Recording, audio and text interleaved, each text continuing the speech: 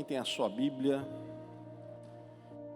enquanto você abre aí, no Evangelho escreveu João, capítulo 14.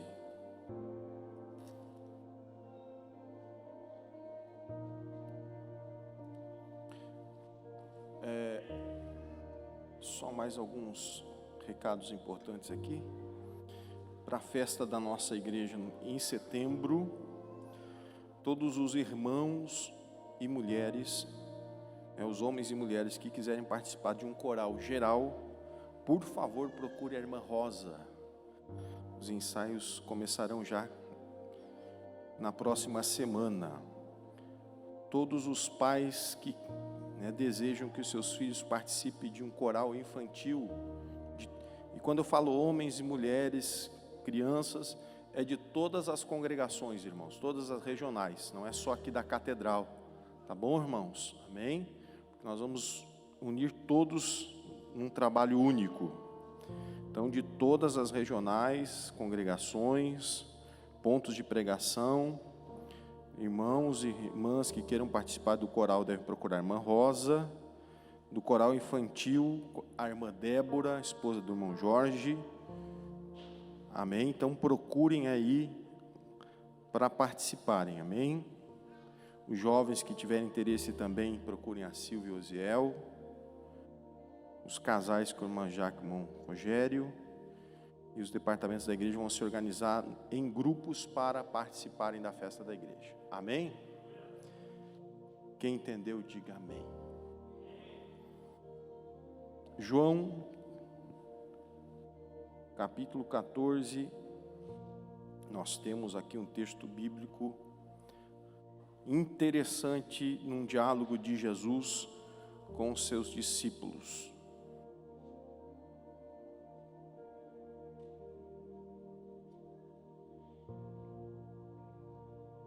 Diz assim o texto bíblico, no versículo de número 7. Se vós me conhecêssemos a mim, também conhecerias a meu Pai. E já desde agora o conheceis e o tendes visto. E disse-lhe Filipe: Senhor, mostra-nos o Pai, o que nos basta. E disse-lhe Jesus: estou há tanto tempo convosco, e não tendes o conhecido, Filipe? Quem me vê a mim, vê o Pai. E como dizes tu, mostra-nos o Pai? Não crês que eu estou no Pai e o Pai está em mim? As palavras que eu vos digo, não as digo de mim mesmo, mas o Pai que está em mim é quem faz as obras. Capítulo 17.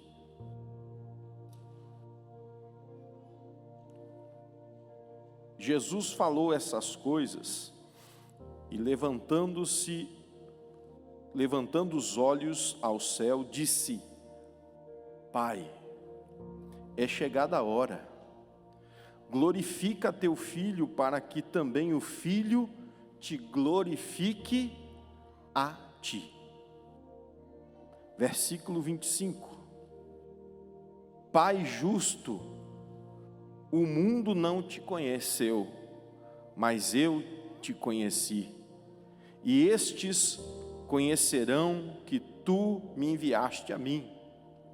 E eu lhes fiz conhecer o teu nome, e lhe farei conhecer mais, para que o amor que tens amado esteja neles, e eu neles esteja.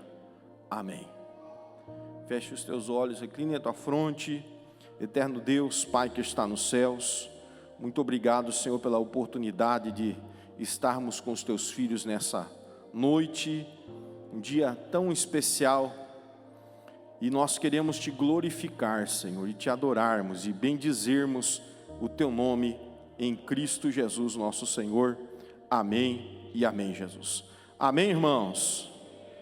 Podeis assentar, queridos. Deixa eu ver se eu consigo fazer um negócio aqui.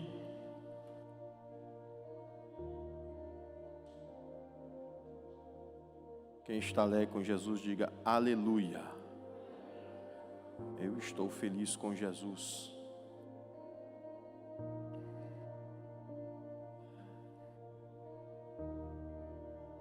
Você pode adorar o nome do Senhor?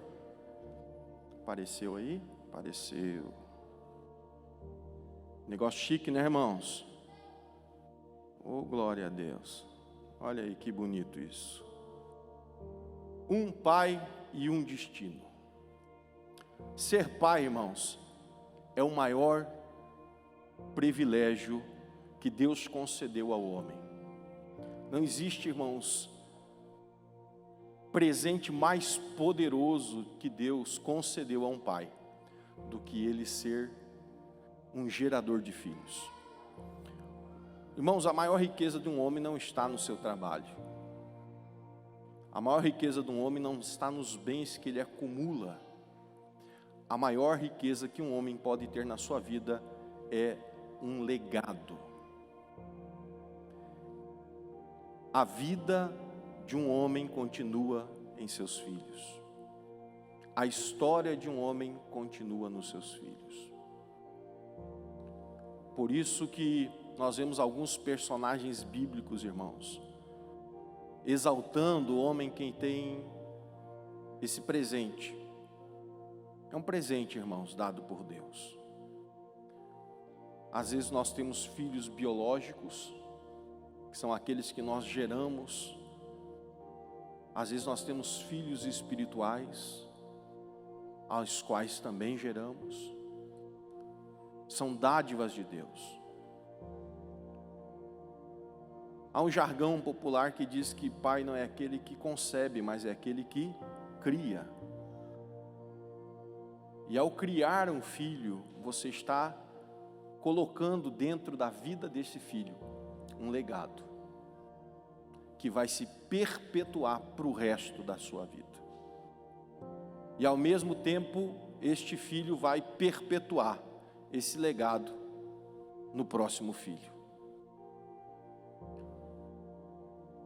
E é interessante que nós vemos na história de Jesus, a história nos parece, né, se fizermos uma leitura simplista de Jesus, que ele devia ter alguns problemas para entender a sua paternidade, mas ele não teve nenhum problema para entender a sua paternidade. É tão verdade que Jesus vem revelar-se como Filho de Deus apenas aos 30 anos de idade. Até iniciar-se, pastor, isso é bíblico? Você não vai encontrar essa expressão na Bíblia, mas você pode ler a Bíblia. Por isso é bom ler Bíblia, irmãos. Você vai entender que Jesus só se revela a partir do seu ministério como Filho de Deus. Até os 30 anos ele era filho de José. E tudo que ele precisava saber de um homem e da postura de um homem, ele aprendeu com José. Para iniciar aqui, você entender qual é a profundidade, por isso que quando você vai ler aqui no Evangelho de João, quando Jesus diz, puxa vida, eu estou há tanto tempo com vocês e vocês perguntam, mostra-nos o Pai. É porque vocês não entenderam até agora o que é uma paternidade. Quem sabe até agora os modelos de pai de vocês não foram suficientes para vocês entenderem o que é uma paternidade. Porque todo pai se revela no filho. Quem vê o filho, eu coloco essa frase aqui, quem vê o filho sempre enxerga o pai. Eu vou repetir para que isso entre no coração aqui, de você que é pai, você que vai ser pai, você que é esposa, para ajudar ao seu esposo que é pai. Pastor, eu não tenho filhos, mas quem sabe você tem filhos espirituais.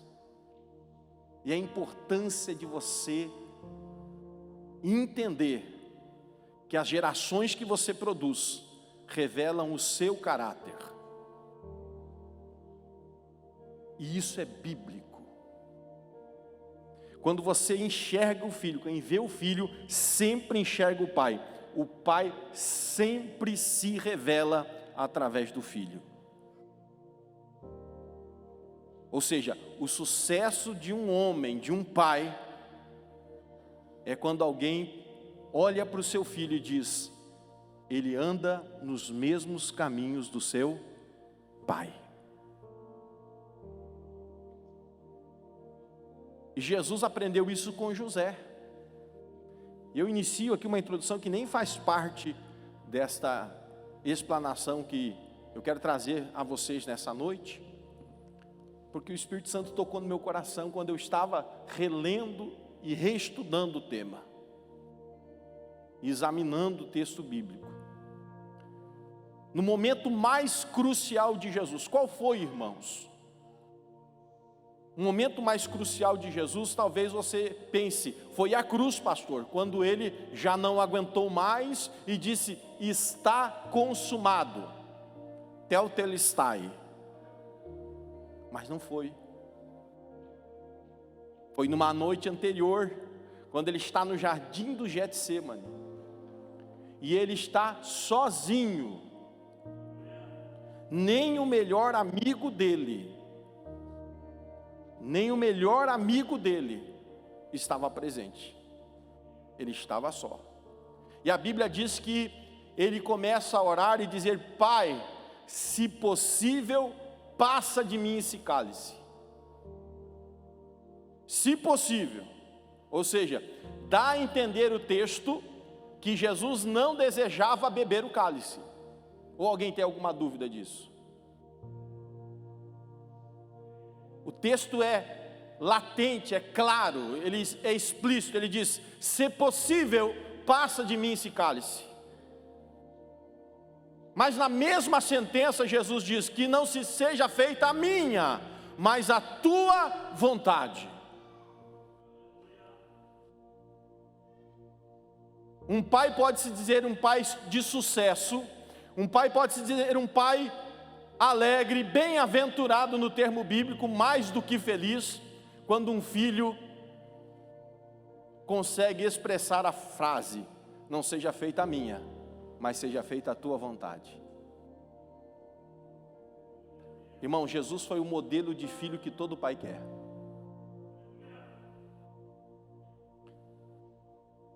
Jesus expressa dizendo: a vontade do meu pai é maior que a minha, porque o meu pai sabe o que é melhor para mim. O meu pai sabe o que é perfeito para mim. Pastor, é que o senhor não conhece os modelos de pai dos nossos dias. É verdade, irmãos. Os modelos dos pais dos nossos dias estão totalmente equivocados. Eu vos prego aqui um modelo de paternidade de justiça, baseado em justiça, baseado no amor de Deus, o amor ágape, que é o amor incondicional, é o amor baseado em justiça, que é o modelo que Deus deu ao homem de paternidade. Mas para que Jesus pudesse também entender como homem esse modelo de renunciar à sua vontade, com quem você acha que ele aprendeu? Se você pegar a sua Bíblia agora, por favor, abra ela no Evangelho de Mateus, capítulo de número 1.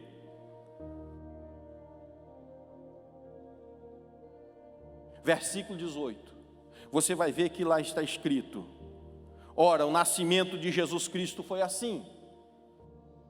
Estando Maria, sua mãe, despojada com José. O que é isso? Num contrato de casamento, ela estava noiva.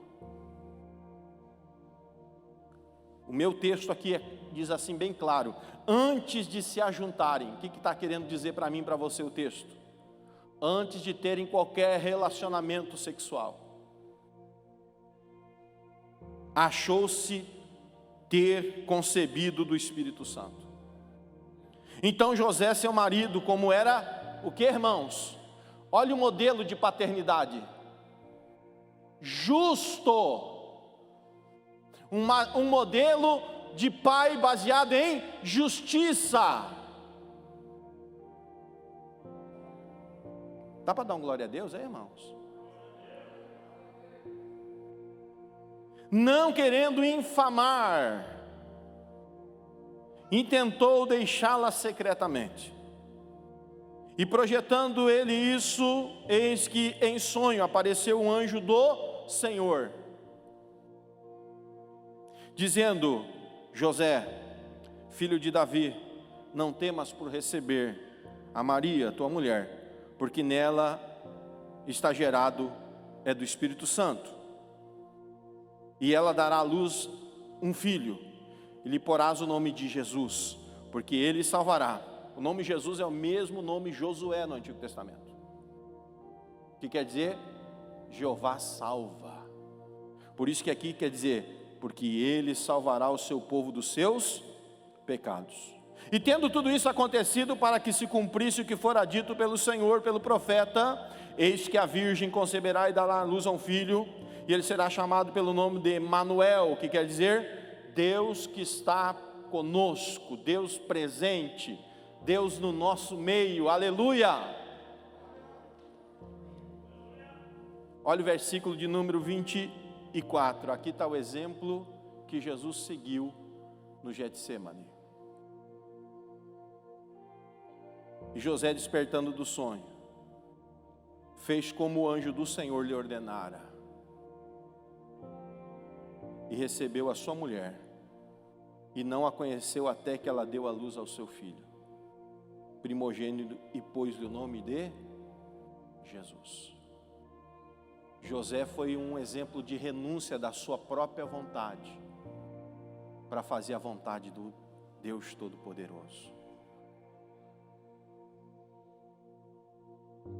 Filhos seguem modelos.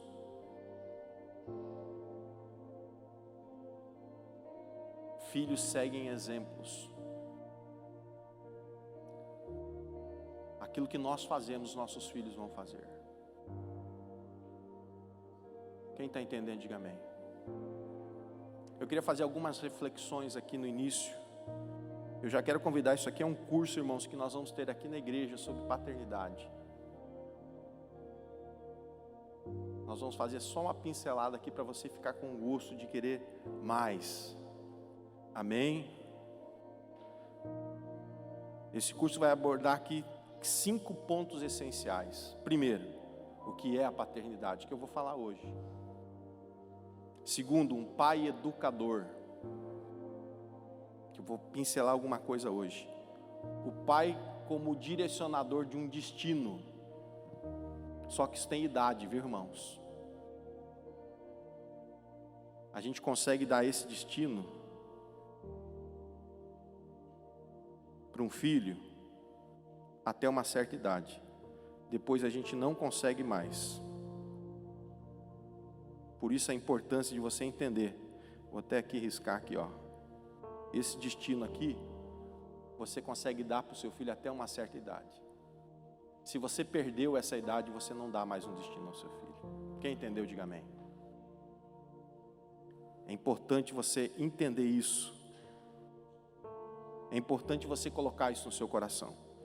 Quarto tópico é destruindo a paternidade. Irmãos, há uma luta na sociedade dos nossos dias. E não é de agora. Com o final da Segunda Guerra Mundial, quando o pastor Nelson tinha 3 anos de idade, o pastor é de 42, né, pai? Final da Segunda Guerra Mundial, já durante a Segunda Guerra Mundial, uma escola de filósofos de Berlim, da Alemanha, foi transferido para Nova York. Essa escola de filósofos, de homens que acham que pensam, mas Deus está sempre no controle. Eles basearam uma chamada teoria crítica. Nessa teoria crítica, é literalmente a desconstrução de tudo que você tem por modelos. Culminando aí com um dos mais famosos pensadores dos nossos contemporâneos, um me lembro se já é falecido ou não, que é o Bauman. Olha o nome da criatura, né? Bauman. Eu tinha um professor meu que adorava, idolatrava ele. E ele diz então, baseado em todos esses pensamentos, que os padrões nossos são definidos por nós mesmos. E que os valores são líquidos, como essa água que está nesse copo aqui. E como os valores são líquidos, como esta água aqui, eles podem, como esta água que está no copo, tomar o quê? A forma do vaso que o contém, do copo que o contém. Ou seja, aqui nós temos uma taça, essa taça é meia elíptica, e a água, que forma está? Elíptica. Ou seja, uma semicircunferência, uma circunferência. A água está tomando a forma do vaso, da taça. Bauman diz que os nossos valores e princípios dos nossos dias, na chamada pós-modernidade, podem tomar a forma que a pessoa quiser. São relativizados. Só que a minha Bíblia, irmãos, ela é absoluta. A minha Bíblia não se amolda ao vaso, o vaso se amolda à Bíblia. Você lembra a visão do profeta Jeremias no capítulo 18? Eu estou arrepiado aqui, irmão. Deus diz para Jeremias: Jeremias, desce lá na casa do oleiro, que eu vou te mostrar algumas verdades poderosas. Quando Jeremias desce à casa do oleiro, o que ele fala? Porventura Israel não é semelhante ao barro na mão do oleiro? O que Deus estava dizendo para Jeremias? Eu sou soberano, eu sou absoluto, e eu posso dar a forma que eu quiser. Não é o vaso ou o barro que tem domínio sobre o oleiro, é o oleiro que tem domínio sobre o barro. Não é a palavra de Deus, irmãos, que vai ser modelada da maneira que nós queremos. É a palavra de Deus que tem domínio sobre nós e nos modela a forma que Ele quer. Quem entendeu, diga amém. E se eu disser para você que o seu filho é a mesma coisa? E não sou eu que estou dizendo isso.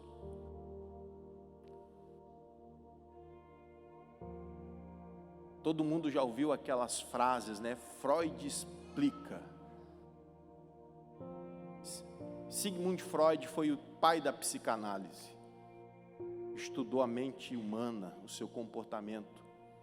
Apesar de termos hoje outros grandes estudiosos da psicanálise, da psicologia, ninguém ainda conseguiu rebater plenamente ou dizer que ele estava errado nas suas concepções. Freud falou uma frase que marcou muito o meu estudo, irmão. Ele disse assim, que aquilo que limita as ações humanas, preste atenção no que eu vou falar para você. Aquilo que limita as ações humanas está dentro da nossa mente. Vou repetir aqui, irmãos. Aquilo que limita as nossas ações humanas está gravado aqui na nossa mente. Mesmo que seja de uma forma, irmãos, na qual você não tenha sido muito instruído, mas por imposição social você sabe. Por exemplo, vou dar um exemplo para você. Por que eu estou falando calmo? Porque eu quero que você entenda. Quando nós tiver o culto pentecostal aqui, como o Alessandro já deu umas ensaiadas nos corinhos, aí a gente faz aquelas pregação mais fervorosa. Mas hoje o assunto é tão poderoso, irmãos, que muda vidas e destinos. Quem está entendendo, diga amém.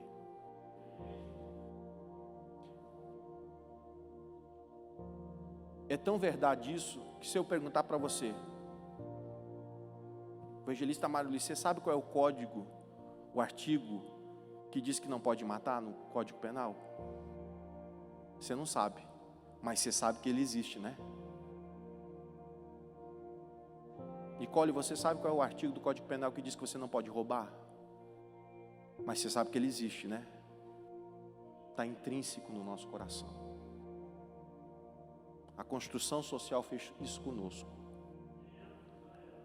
Colocou limitadores dentro da nossa mente, que dizem que eu não posso fazer isso. Eu não posso matar uma pessoa. Eu não posso roubar uma pessoa. Irmãos, isso há 4.000 anos atrás, Deus já tinha falado através de Moisés lá no Monte Sinai. Não matarás, não roubarás, não dirás falso testemunho, não cobiçarás a mulher do próximo, vais honrar o teu pai e tua mãe, para que se prolongue teus dias na face da terra. Não terás outros deuses diante de mim. Santificarás o dia do sábado ao Senhor, porque é santo do Senhor. Quem entendeu, diga amém. Isso foi sendo enxertado dentro de nós.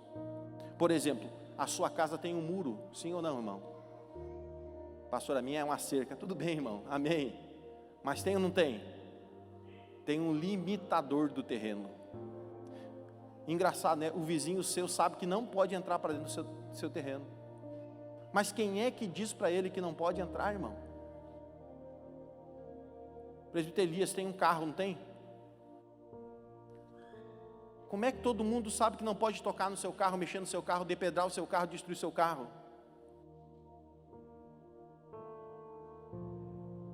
E teoricamente não pode roubar o carro, né, irmão? Quem é que diz isso, irmãos? Há um agente invisível chamado Estado. O Estado impõe a sua vontade a todos nós. É tão verdade, irmãos, que quem tem escritura de casa, de terreno, lá vai ter um selo do Estado dizendo: esse terreno aqui pertence a fulano. Há um certificado no carro do irmão, agora é online, né? Não tem mais, é tudo no celular, mas lá no celular tem um selo dizendo que esse carro pertence ao irmão Elias. Quem está entendendo, diga amém. E ele impõe esse respeito dentro das nossas mentes, está dentro da nossa vida. Nós somos criados dessa forma.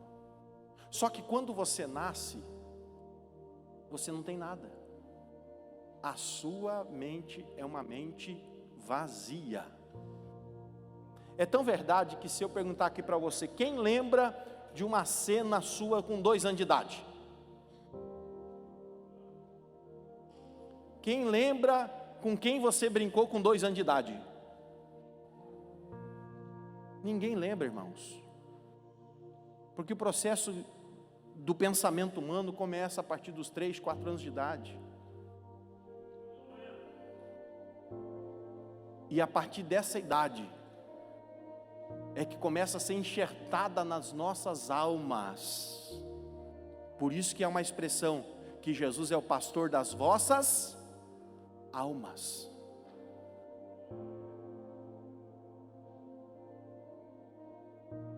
Começa um processo de enxerto na sua alma dos seus limitadores de ações, de decisões. Porque ninguém faz o que dá na telha, irmãos, apesar que uns tentam.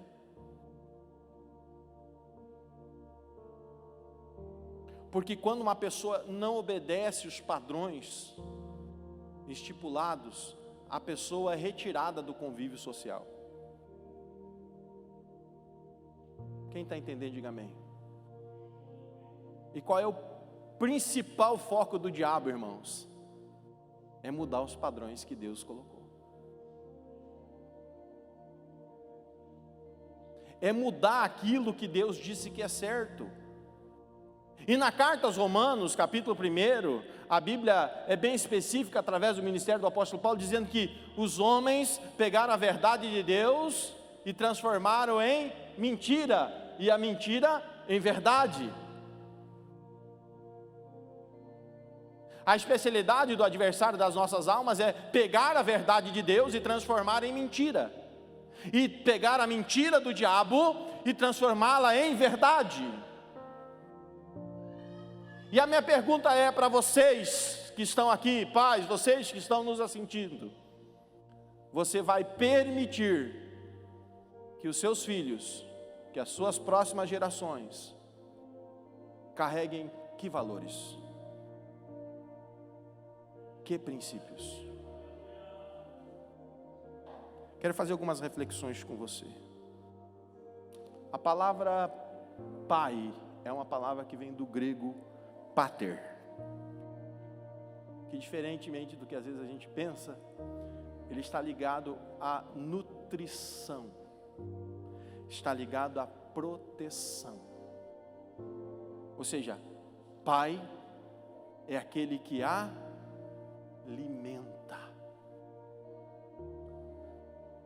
Só que por muitos anos, essa desconstrução da ideia do pai, como aquele camarada, não, eu realmente, eu tenho a função, pastor, eu sempre tive, glória a Deus, então eu estou certo, eu sou um pai, eu sempre saio todo dia, 6 horas da manhã de casa, volto 7:30 da noite, para trazer o sustento para dentro da minha casa, para nutrir a minha família com alimentos. Eu estou cumprindo o meu papel de pai. Será? Será que essa é a nossa função, pais? Será que essa é a ideia de paternidade bíblica? É claro que está incluída a nutrição alimentar dos nossos filhos, para o bom desenvolvimento físico, mental, a sua saúde. Ele precisa de uma boa alimentação.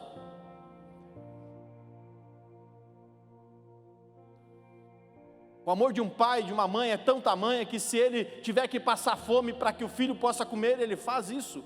Um pai faz isso pelo seu filho. Lembra da mulher, isso é tão bíblico, irmãos, da mulher de Reis, da viúva de Serepta. Eu vou fazer aqui o último bocado para que eu e meu filho comamos e morramos. Eu vou fazer para ele a refeição. É o que eu tenho e eu vou dar para o meu filho. Quem entendeu? Mas, irmãos, os deveres paternos, eles são em 3 áreas importantes e que são negligenciadas: sociais, psicológicas e espirituais. Agora, aqui eu dou o maior destaque, aqui para você, irmãos, deixa eu ver se eu consigo destacar, é essa aqui, as espirituais. Por que, pastor? Porque quem cumpre o seu papel espiritual, automaticamente ele cumpre o seu papel social e o seu papel psicológico. Por quê? Porque ele está obedecendo, ele está observando. Como é que diz o Salmo 1? Bem-aventurado é o homem que não anda segundo o conselho dos ímpios, nem se detém no caminho dos pecadores, nem se assenta à roda dos escarnecedores. Antes, o camarada que é espiritual tem o seu prazer na lei do Senhor, e na sua lei medita de dia e de noite. Eu tenho uma vida regrada, direcionada, conduzida pela palavra de Deus. E aí você vai lembrar de quem quando você fala no Salmo 1? Antes tem o seu prazer na lei do Senhor, na sua lei medita de dia e de noite. Você lembra, irmãos, quem lê Bíblia vai lembrar de Josué capítulo 1, nos 3 conselhos de Deus a Josué, dizendo para ele: Josué, tão somente esforça-te, tem bom ânimo, não te desvia nem para a direita, nem para a esquerda, antes medita na lei do Senhor de dia e de noite, para que tudo quanto você vier a fazer, prospere. Versículo 7. Aí você entende por que Josué chega lá no final da sua história, ele diz: opa, espera aí um pouquinho, vocês estão tudo desviado, mas eu e minha casa, vocês hoje escolhem quem vocês querem, eu chamo a responsabilidade para mim. Eu sou o pastor da minha casa, eu sou o pastor dos meus filhos, eu sou o pastor das minhas gerações, e eu e as minhas gerações serviremos ao Senhor.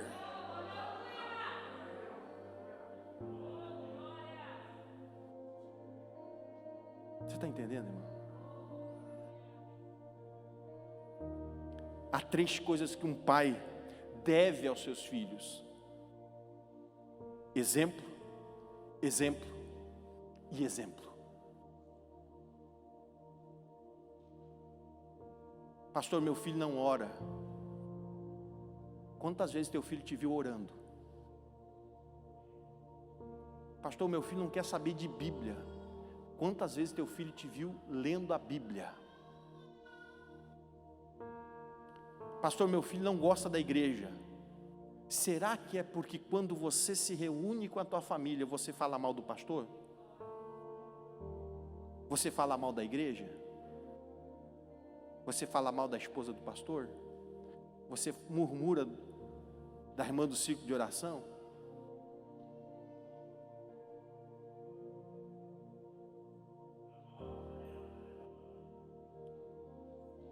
Crianças seguem exemplos. Crianças seguem aquilo que elas veem.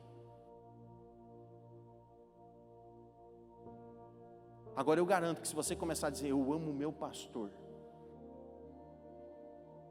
o pastor é bênção na minha vida, meu pastor é um amigo, é um farol que eu preciso olhar para ele, é um camarada que eu posso contar com ele. Se você fala isso na sua casa, o que seu filho vai pensar?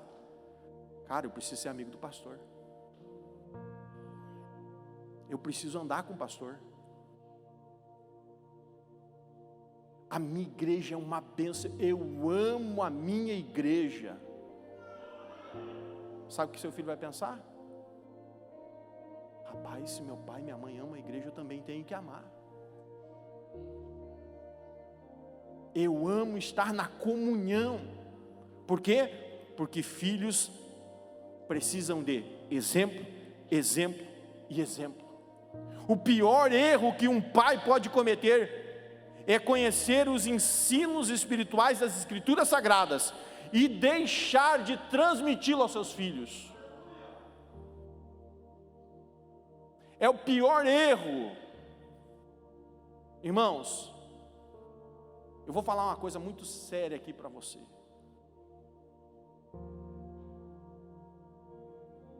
Crianças, elas não aprendem apenas você indicando o caminho. Elas podem até aprender, vou botar 2 aspas bem grandes, mas elas podem ter a maior dificuldade, porque elas precisam que você acompanhe no caminho, até que ela chegue à estatura de consciência. Que aí, irmãos, quando o mundo bater na porta dela, quando a fornicação, irmão, fornicação continua sendo pecado. Sexo entre solteiros, não casados, leva para o inferno ainda. Adultério continua levando para o inferno, mesmo que agora não seja mais crime. Porque adultério já foi crime para quem não sabia. Leva para o inferno.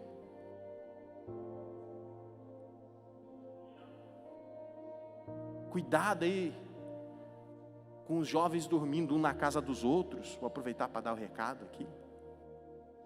Pastor, melhor que fique lá na minha casa. Não, irmão, cada um na sua casa.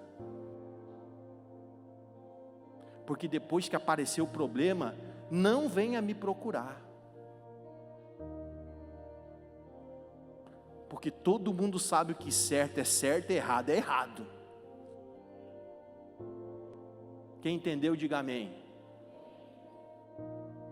Ou você acha que jovem não tem carne fraca que nem você tinha quando era jovem?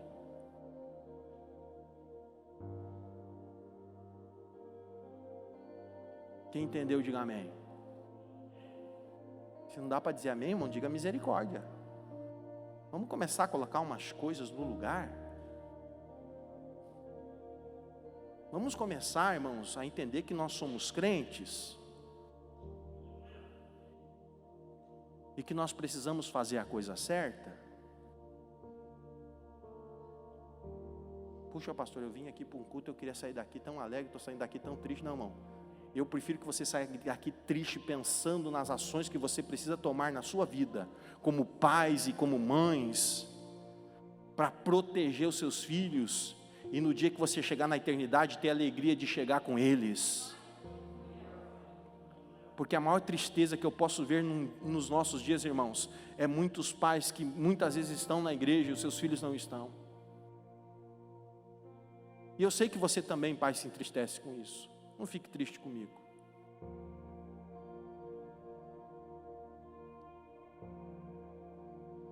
E eu sei que se meus filhos não forem exemplo, irmãos, e se eles cometerem erros, é porque eu também falhei com eles.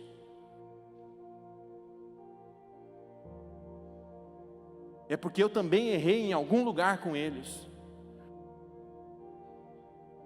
Porque a Bíblia, irmãos, não mente. Ou alguém tem alguma dúvida na Bíblia? A Bíblia Sagrada diz que seu filho é uma flecha na sua mão. Quem já leu esse salmo? O salmo de número 127, se não me trai a minha memória. É isso, irmão Manuel? Está aí, irmão Manuel? Não? A Bíblia diz que os filhos são flechas na mão do valente. Ou seja, se os filhos são flecha e você é o que tem o arco, quem dá a direção para a flecha, irmãos?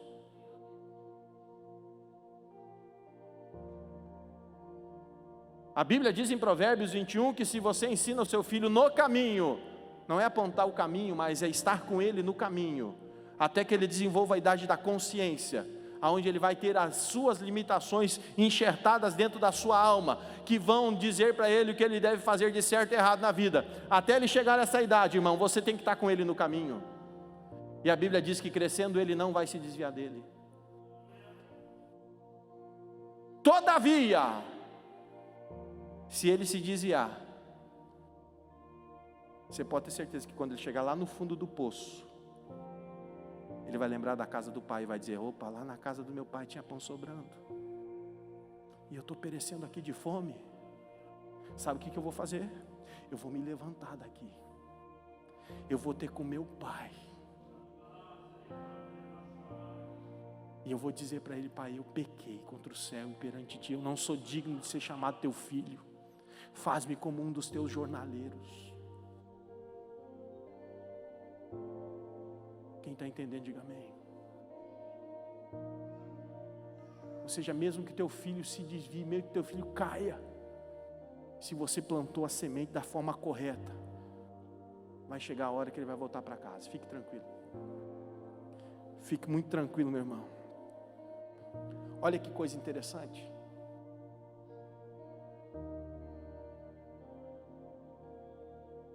No estudo chamado O Papel do Pai da Família,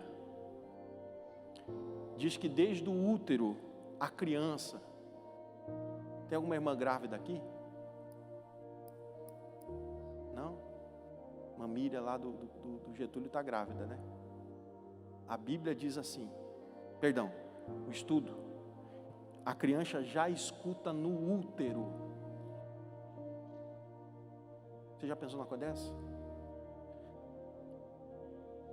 E ela faz, olha aqui, irmão, não só escuta, como ela faz distinção entre a voz do pai e a voz da mãe.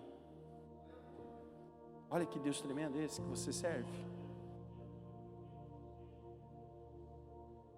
Portanto, o vínculo da criança com a figura paterna não se inicia quando ela nasce, quando o pai pega, mas se inicia desde a sua geração no ventre da sua mãe, distinguindo a voz de autoridade, de justiça. Quem está entendendo, diga amém. Se os pais participam e definem um conjunto como querem educar, poderão reforçar os seus... Preste atenção aqui, irmão. Os pais poderão reforçar os seus papéis e darão aos seus filhos um modelo de crescimento saudável, harmonioso, com todas as condições para que o seu filho seja lançado na vida adulta. Ei, a maneira com a qual o seu filho na vida adulta, preste atenção, você que está aqui, você que está em casa, a maneira na qual o seu filho na vida adulta vai viver, vai se comportar, vai estar baseado na estrutura que você proporcionou. Quem está entendendo? Pastor, que negócio pesado é esse? Irmão, pare de terceirizar a educação dos seus filhos.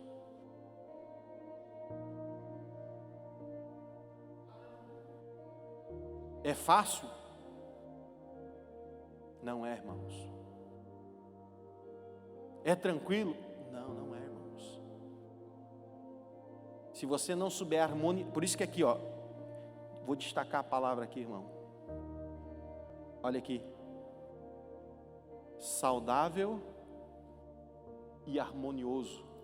Se você não souber equilibrar isso, irmão, você vai se tornar o pai mais chato do mundo.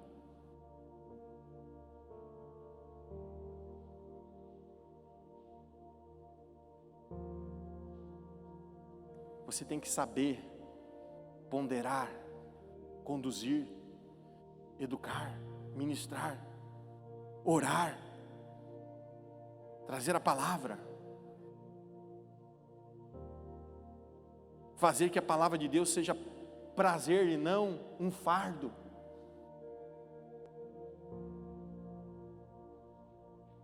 É responsabilidade nossa, irmãos. Não é responsabilidade do vizinho. Então olha aqui, irmãos, o lugar do pai entre os 6 e 12 meses não é tão destacado na literatura como pode acontecer com uma figura materna. No entanto, o contato corporal do bebê com o pai no cotidiano é referência na organização mental da criança, psíquica, e devido à sua função estruturante para o desenvolvimento do que, irmãos? Aqui tem a palavra ego. O ego é onde você precisa ser satisfeito. E quando você tem os limitadores na alma, porque a sua carne, irmão, a sua carne é pecaminosa. Ela só é santa por causa de Jesus. Você é só santificado por causa de Jesus. Porque a nossa carne, ela quer pecar. Quem já leu aquele versículo bíblico que a porca lavada torna de volta a lama? Quem já leu na Bíblia isso? Meu Deus, irmãos, nós temos que fazer aqui uma campanha de leitura bíblica anual aqui na igreja. Você sabia que tem esse versículo na Bíblia, irmãos? Porque é o instinto do bicho. Você pode dar o maior banho, dar banho de shampoo e condicionador no porco, irmão. Você soltou ele, irmão, ele vai correndo para a lama. O que você pensa como pecador, irmão? Irmão, se não é Jesus na sua vida, se não é Jesus na minha vida,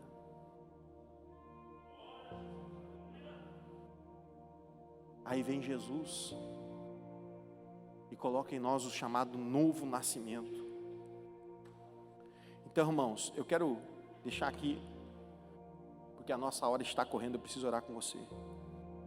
Eu já quero convidar, irmãos, no curso, nós vamos falar minuciosamente sobre esse assunto.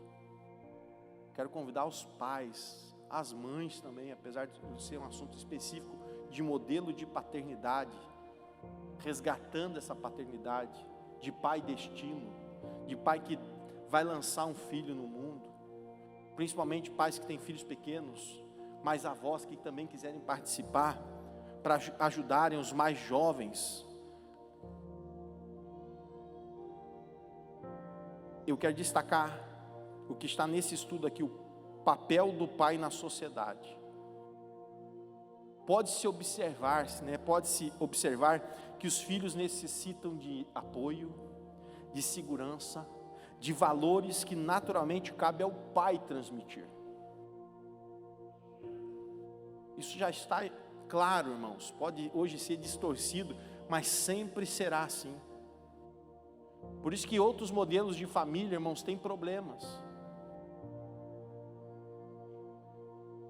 Porque o modelo que Deus instituiu é este.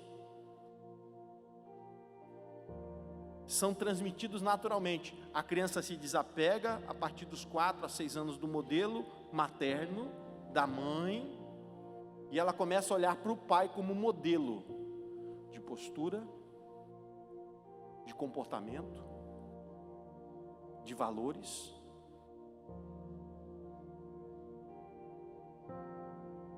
Minha pergunta: como é que é a sua rotina em casa?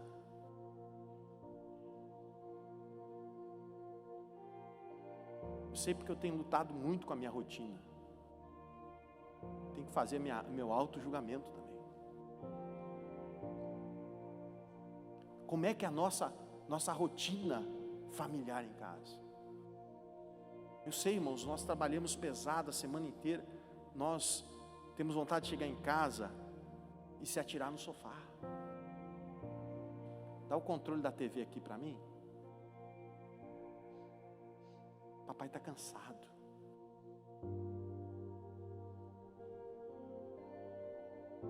Papai trabalhou o dia inteiro. Irmão, se nós temos filhos pequenos, nós temos que dar atenção para os nossos filhos. Eu falo isso para você e falo para mim também.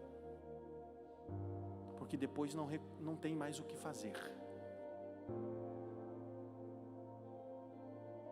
Depois não tem o que você fazer. Pastor, então está perdido. Não, irmão.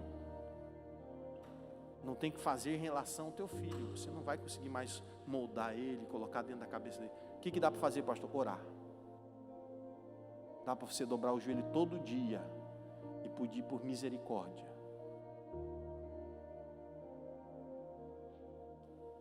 E dizer: Deus, tem misericórdia. E salva o meu filho, salva a minha filha. Ou não tem irmãos que não fazem essa oração aqui todos os dias? Tem ou não tem, irmãos?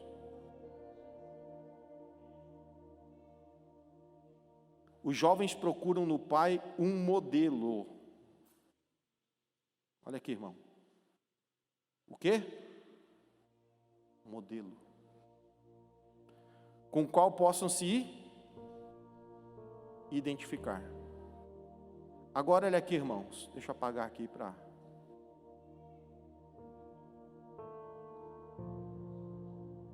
Deixa eu apagar aqui. Olha aqui. Qual é a consequência quando a criança não acha o modelo? Se o pai está ausente, o que acontece, irmãos? Outros modelos vão ocupar esse vazio, com grande probabilidade de não serem os modelos propriamente exemplares.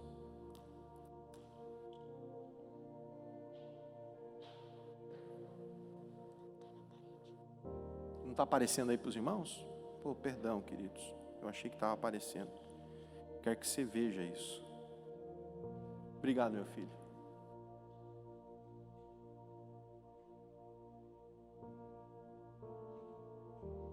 Vamos ver se conecta. Eu quero que vocês guardem isso no coração.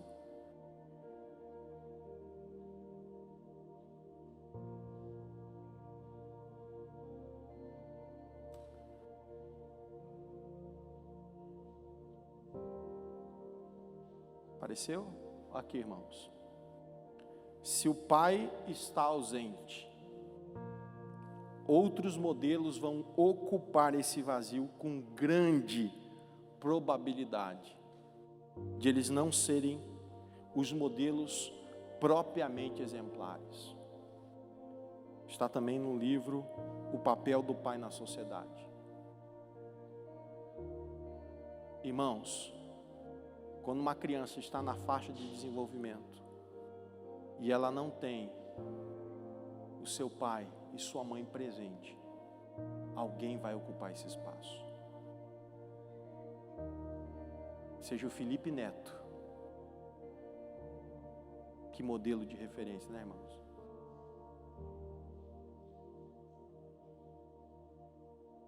Ou seja, tantos outros influencers do nosso dia. Nós largamos um celular, um tablet na mão dos nossos filhos para a gente poder ter um pouquinho de paz para assistir televisão.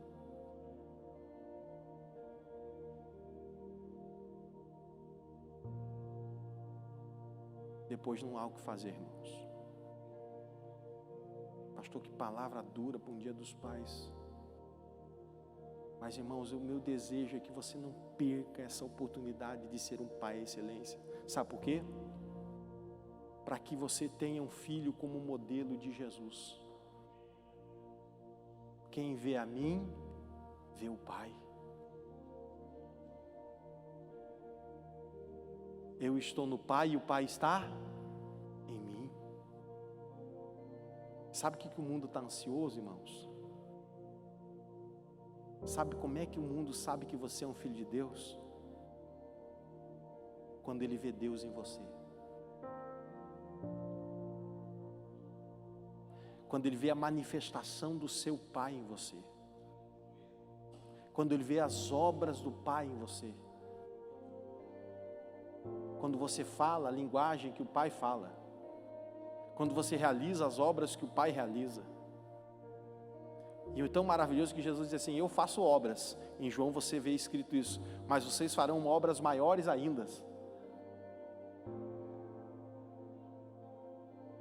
Esse é um modelo de paternidade de Deus. Quando você vê um filho se revelando, um pai se revelando através do seu filho. E para encerrar, irmãos, deixa eu passar um pouquinho aqui à frente, para deixar um último verso aqui, que é das reflexões do pai educador. A atividade, irmãos, em hebraico da palavra pai, é piel. Essa palavra pode se designar como instrução ou como punição. Ser pai, irmãos, não é ser um bajulador. Então olha aqui, irmãos, para encerrarmos. Um jovem bem treinado, bem educado, bem instruído, continuará no caminho quando se tornar adulto pleno. Não sou eu que estou falando isso. É um comentarista da Bíblia Sagrada, que escreveu muito, irmãos. A produção intelectual desse pastor é de 3 enciclopédias. Ele comentou o Velho Testamento versículo por versículo. Ele comentou o Novo Testamento versículo por versículo. Ele escreveu um dicionário bíblico, que tem mais de 700 páginas. Ele escreveu 6 volumes, com mais de 300 ou 400 páginas de filosofia, teologia bíblica. E ele escreve isso aqui: a fé de seu pai, quando você instrui, vai se tornar naturalmente, dá a entender, a fé do seu filho. Aqui eu falo para pais que têm filhos na igreja. Não é que filho de crente é crentinho, irmãos, mas é porque o pai fará tudo o que estiver ao seu alcance para que a fé dele seja a fé do filho. Eu não vou negligenciar a educação bíblica do meu filho. Eu não vou negligenciar a comunhão com Deus na minha casa. Eu não vou negligenciar a educação cristã dos meus filhos. Eu não vou negligenciar a comunhão com Deus dentro do meu lar. Eu não vou negligenciar uma vida de intimidade com Deus na minha casa. Eu não vou ser negligente.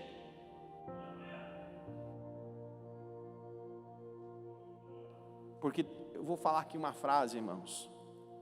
Ele vai ter uma vida, olha aqui, ó, o fruto, né? O comentarista fala, ele vai ter uma vida longa, próspera, tanto material quanto espiritual. Quem entendeu, diga amém. Fique em pé nesse instante, irmão.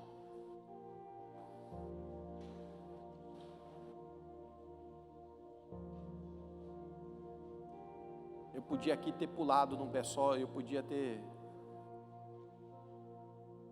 entregado os mantos aqui, irmãos. Eu gosto Estamos planejando um culto do reteté, viu, irmãos? Mas quem gosta vai vir. Trazer uns pastor pentecostal aí. Irmão, eu já passei dessa fase, eu já fui dessa fase, viu, irmãos? Irmão Elias, eu já fui dessa fase, né?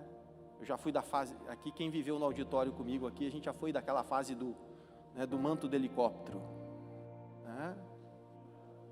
É ou não é, Mário Luiz? Nós já fomos dessa fase. Mas na vida de um pregador, irmãos, de um pastor, tem as 3 fases, né? A fase do jovem, a fase do guerreiro e a fase do rei. Todo mundo já passou por isso, né? A gente gosta, por isso que a gente tem orado aqui, estamos planejando um culto aqui durante a semana, um culto de batismo com o Espírito Santo, renovo no Espírito Santo, amém, avivamento pentecostal, amém, eu também gosto disso, eu preciso renovar isso dentro de mim, amém, irmãos? Mas eu quero que você saia de um culto como esse, pensativo, irmão. Eu prefiro que você saia de um culto desse, pensando de que forma você vai atuar na sua vida a partir de agora, não é a partir de amanhã. Eu louvo a Deus, irmãos, e eu luto para que isso aconteça na vida dos meus filhos, porque não tem uma noite que meus filhos não venham me dar um beijo e dizer: pai, Deus te abençoe. E eu digo: Deus te abençoe, meu filho. E os meus filhos oram para dormir, me abençoando, abençoando toda a nossa família.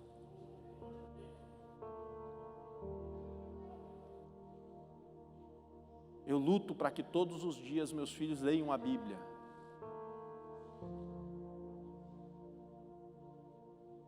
É fácil, irmãos? Não é. E pastor, tem um outro problema. Eu já ouvi essa frase, e aí isso me chocou um pouco. Não me lembro que ano foi, meu filho chegou para mim e disse assim: pai, o senhor gosta mais da igreja do que de mim.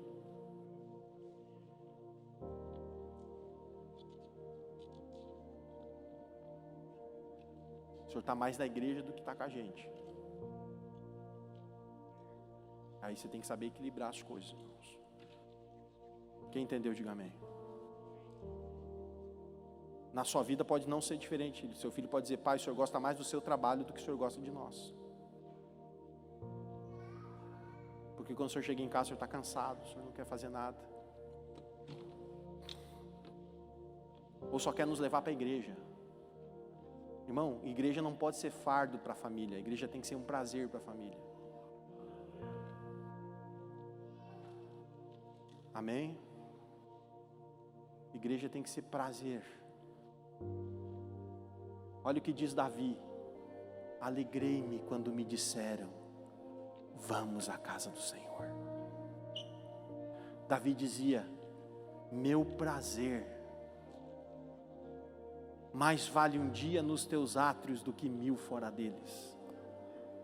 Eu preciso ensinar o meu filho, a minha filha, a minha casa a ter esse prazer, e é responsabilidade minha. Se a fé se torna um fardo, irmãos, não há prazer nisso. E eu quero encerrar, eu tenho 5 minutos para encerrar. E eu quero convidar você, pai, para vir aqui à frente. Eu quero convidar você para sair do seu lugar. Ser um pai hoje, irmãos, e talvez hoje no culto o pastor tenha colocado um fardo um pouco mais pesado sobre teus ombros. Mas sabe que bom que tem isso, irmãos? Para a gente que é crente, é que a gente não está sozinho nessa. Nós temos um amigo chamado Espírito Santo, que quer estar comigo como pai, me ajudando a ter sabedoria para acertar o alvo com a flecha dos meus filhos. Quantos pais nós temos aqui? Você que está em casa pode orar conosco também. Vem aqui à frente, eu quero orar por vocês, queridos, por favor. Eu sei que foi uma palavra talvez um pouco até pesada. Estou tão feliz de ver você, Anderson. Que alegria. Eu já tinha visto a Fernanda aqui nos outros cultos. Sua filha está uma moça, Rosa. Meu Deus do céu. Parabéns pela sua família linda que Deus tem te dado. Josué, hein? Ah, Josué.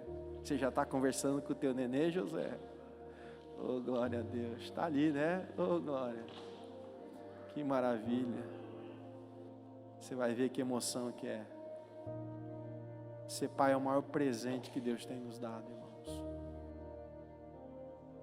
Não tem dinheiro, não tem bem, não tem casa que se compare a esse presente que Deus nos deu. Quem sabe tem pais aqui, queridos, que o seu filho não está na igreja. Quem sabe tem pais aqui que estão lutando com os seus filhos, que estão com uma idade difícil, que é a adolescência, a juventude. Eu sei, irmãos, eu já fui jovem. Mas eu quero orar que Deus te dê graça e sabedoria. Que Deus te dê, tem uma palavra moderna hoje, né? Inteligência emocional. Dentro das Escrituras Sagradas, para você poder trabalhar a sua casa. Você que tem os seus filhos pequenos, você que vão ter filhos que vai nascer, já tem essa palavra de direção, né? Para que você se esforce, você que tem filhos pequenos,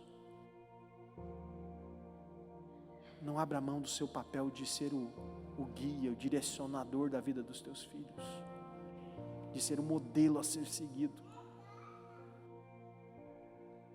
Eu amo a frase do apóstolo Paulo, quando ele diz assim, para o seu pupilo, ele diz assim: sede meu imitador, como eu sou de Cristo.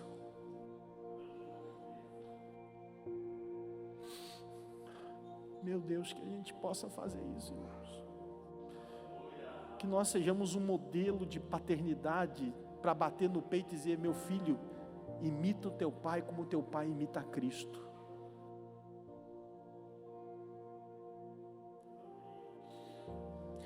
Igreja, filhos que aí estão, estenda as mãos para cá, por favor. O diabo tem lutado por anos para roubar a identidade dos pais, o modelo de educação dos pais, o modelo de autoridade familiar. Mas eu quero que você abençoe os pais que aqui estão, os pais que estão em casa nos assistindo, para que Deus dê graça a cada um deles. Senhor Jesus, coloque a mão no teu coração, meu irmão. Abençoa os pais que aqui estão, Senhor. Senhor, é uma luta cotidiana sermos exemplos, Senhor. Sermos modelo de Cristo na terra. Sermos modelo de Deus para a nossa família, porque o modelo de relacionamento que Deus escolheu foi de paternidade. Por isso, Senhor, o diabo odeia o modelo de paternidade, porque pai lembra a Deus. Pai lembra a presença de Deus no lugar. Por isso, Senhor, o diabo tenta destruir esse modelo dentro dos lares, tanto da igreja quanto na sociedade, destruindo um modelo de referência, de exemplo, de atitude, de palavra, de comportamento.